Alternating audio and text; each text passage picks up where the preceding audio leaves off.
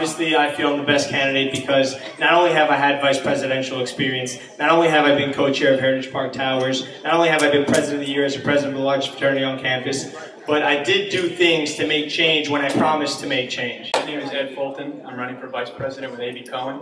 I'm the best candidate. Well, we're the best candidates because we've got the most experience. We've got a clear, realistic plan. My name is Brianna Bragg. I'm running for student body president. The first and foremost reason that I am qualified for this position is because I love FAU. My passion for FAU goes beyond that. Not only am I at most of the sports events, I've done much in student government to better student lives on campus. So I am ready to be your next student body vice president.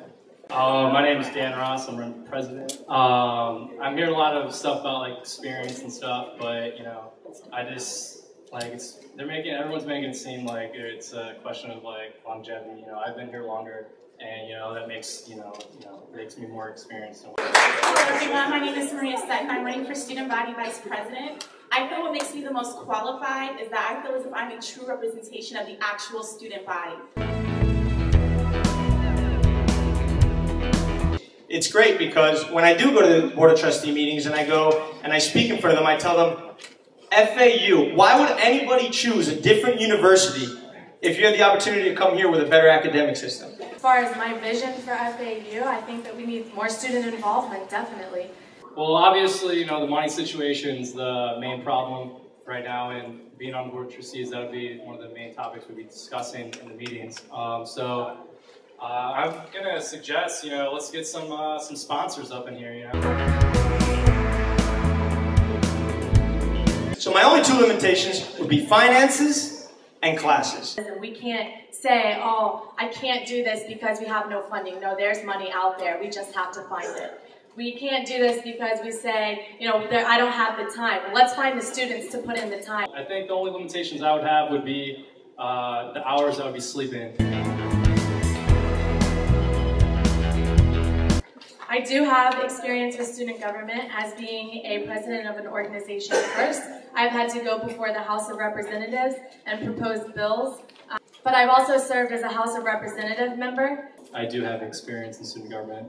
I have been working for Student Government Program Board for the last year. So, I mean, if that's not part of student government, I don't know what is.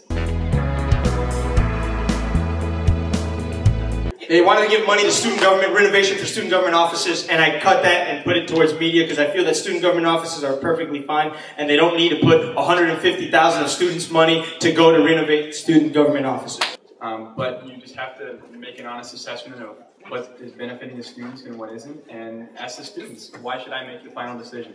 I should take it right to them. I think that we should eliminate unnecessary spending by looking into the university first and seeing what we as students can do.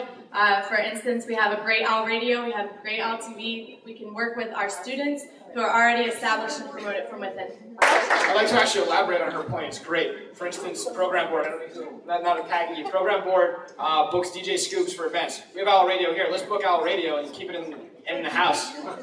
I'll probably cut new grass on the, like sod, like planting sod, like spending thousands of dollars on sod. I'll probably plant some seeds, let it grow. It'll be a lot cheaper. So that kind of stuff.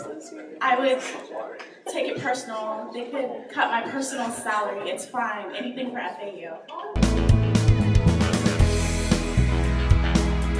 Because of my experience with RA, and I have also sat on the committee for safety at FAU, I think that lighting is a huge issue here on campus. There's a lot of dark parking lots. We also need to increase the awareness to women, and we need to increase the RAD program here. Also to men, to drink safely, to... That night owl the hours should be extended because it closes at 12 a.m.